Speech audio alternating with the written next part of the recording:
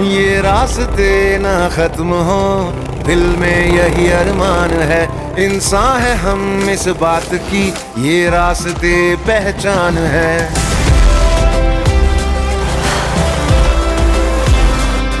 ये रास्ते ना खत्म हो, दिल में यही अरमान है। इंसान है हम इस बात की, ये रास्ते पहचान है।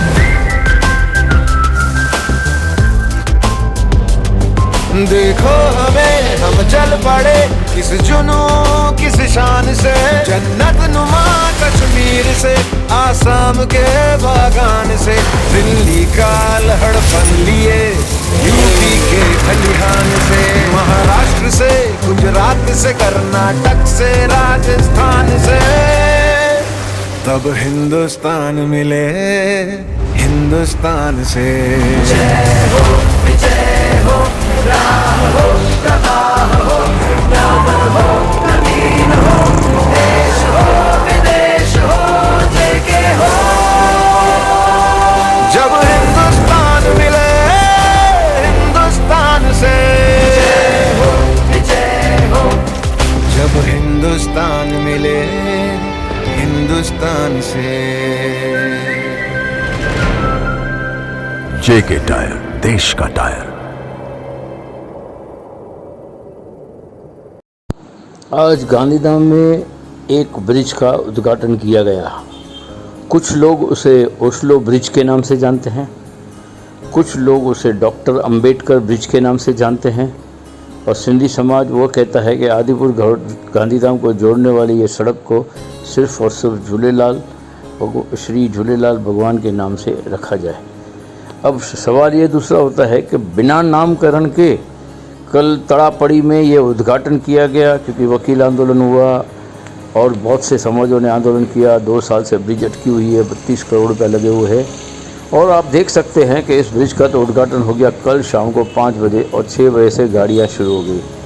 इसके बाद जो है कोई भी नामकरण नहीं दिया गया। अब जब भी इसके ऊपर कोई पत्थर लगाया जाएगा कि इस ब्रिज का उद्घाटन हुआ था, तो क्या नाम लिखेंगे? इस ब्रिज का उद्घाटन, डॉक्टर अंबेडकर का ब्रिज का उद्घाटन, ओस्लो ब्रिज का उद्घाटन, यहाँ की इसका लिखेंगे कि भाई ये झूलेलाल साईं का ब्रिज का उद्घाटन है, यानी इसके ऊपर और कोई पत्थर लगेगा भी नहीं। और लगेगा तो क्या लिखेंगे? इस ब्रिज का उद्घाटन हमारे फलाने व्यक्ति ने किया था। ये एक बहुत बड़ा सवाल है।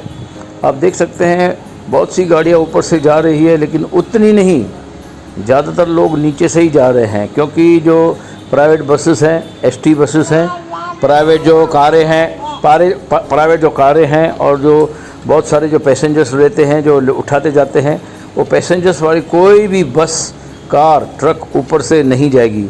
यानी ट्रैफिक की 30% से ज़्यादा समस्या हल नहीं होगी। तो इसका सॉल्यूशन ये होता कि ये ब्रिज को एक और लंबे चौड़े रूट तक ले जाया होता तो अच्छा, ऐसा पब्लिक का कहना है। आप देख रहे हैं आराम से कितनी कम गाड़ियां जा रही है। नहीं तो ये शाम का वक्त है, जिस वक्त चारों तरफ भीड़ रहती है, वहाँ पे बसें, कारें कुछ भी नहीं दिखाई दे रही। ये आप देख रहे हैं, सवाल फिर से वही आकर खड़ा रह गया है कि यहाँ पे 70% जो ट्रैफिक है वो नीचे से ही जाएगी, क्योंकि सबसे बड़ा चौक है ओस्लो चौक। जिस चौक को अंबेडकर चौक की तरफ से जाते हैं, जो फीटे जोन की तरफ जाता है, गांधीधाम में गायत्री मंदिर की तरफ जाता है और आदिपुर की तरफ जाता है, और ऐसे ही यहाँ से कई और अंदर के रास्ते निकलते हैं।